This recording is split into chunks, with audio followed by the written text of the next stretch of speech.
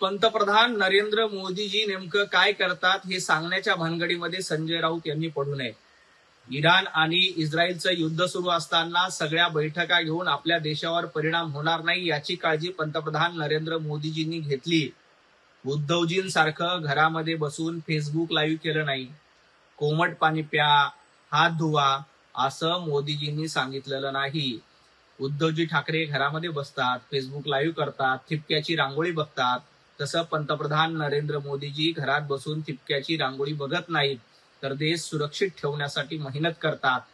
आपल्यावर संकट आलं नाही पाहिजे यासाठी बैठका घेतात, लोकांमध्ये जातात, सातत्यानं जनतेच्या संपर्कात असतात. घरबशा मुख्यमंत्र्यांसारखं काम करत नाहीत.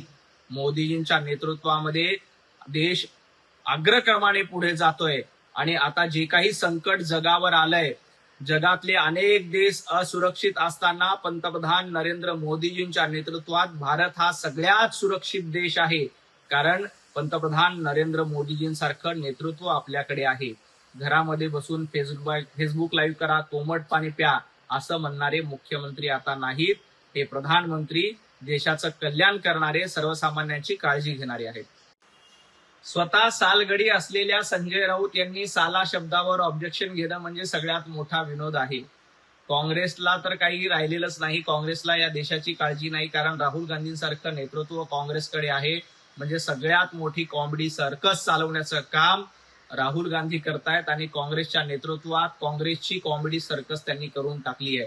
आणि या कॉमेडी सर्कसमध्ये संजय राऊत नावाचा एक जोकर देखील राहुल गांधी यांनी दावणीला बांधलाय. त्यामुळे तुम्ही साला वगैरे असे शब्द याच्यावर ऑब्जेक्शन घेण्यापेक्षा जे स्वतः सालगडी संजय राऊत झालेले आहेत आणि राहुल गांधींच्या कॉमेडी सर्कस मधले एक जोकर झालेले आहेत, त्यांनी इतरांवर टीका करू नये. मुख्यमंत्री देवेंद्रजी फडणवीस यांच्या नेतृत्वामध्ये मुंबई सुरक्षित आहे, महाराष्ट्र देखील सुरक्षित आहेत. संजय राऊत, तुमचं सरकार असताना महाराष्ट्रामध्ये आणि मुंबईमध्ये काय अवस्था होती याचा विचार करा. विधान भवनामध्ये जो कोणी अफवा पसरवण्याचं काम करतोय त्याच्यावर निश्चितपणे कारवाई होईल, त्याला बेड्या ठोकल्या जातील, तुरुंगात धाडलं जाईल. परंतु मुंबई सुरक्षित नाही अशा पद्धतीच्या अफवा पसरवण्याचं काम संजय राऊत यांच्या मार्फत देखील केलं जात आहे. देवाभाऊ हे सक्षम गृहमंत्री आहेत, त्यामुळं मुंबईकडे वाकड्या नजरेनं बघण्याची हिंमत कुणाची झालेली नाही.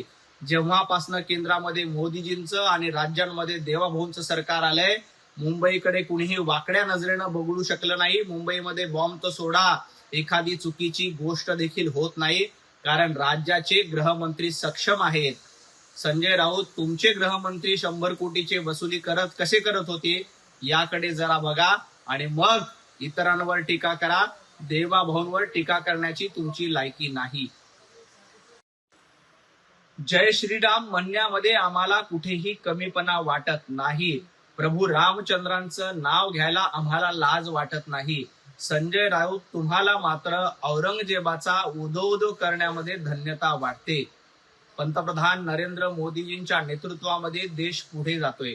युद्धाच्या झळा काही प्रमाणात बसतायत, परंतु त्याच्यावर सोल्युशन काढण्याचं काम देशाचे कणखर पंतप्रधान नरेंद्र मोदीजी हे करतायत. तुम्ही मोदीजींना सल्ला देण्याच्या भानगडीत पडू नका. आणि राहिला प्रश्न, जय श्रीराम म्हणल्यानंतर घरी सिलेंडर येते का? तर जय श्रीराम म्हटल्यानंतर आम्हाला आनंद मिळतो, परंतु तुम्हाला आनंद मिळतो औरंगजेबाचा उदो करून. तुम्हाला आनंद मिळतो अफजल खानाचा उदो करून. तुम्ही औरंगजेब आणि अफजल खानाचा उदो करा, आम्ही जय श्रीराम म्हणू. जय श्रीराम म्हणणं आमच्यासाठी आनंदाचा आणि अभिमानाचा आहे. त्यामुळे तुम्ही याबद्दल बोलणं टाळा. पंतप्रधान नरेंद्र मोदीजी या देशाचं संरक्षण करण्यासाठी आणि देश सुरक्षित ठेवण्यासाठी सक्षम आहेत. तुम्ही त्याची चिंता करू नका.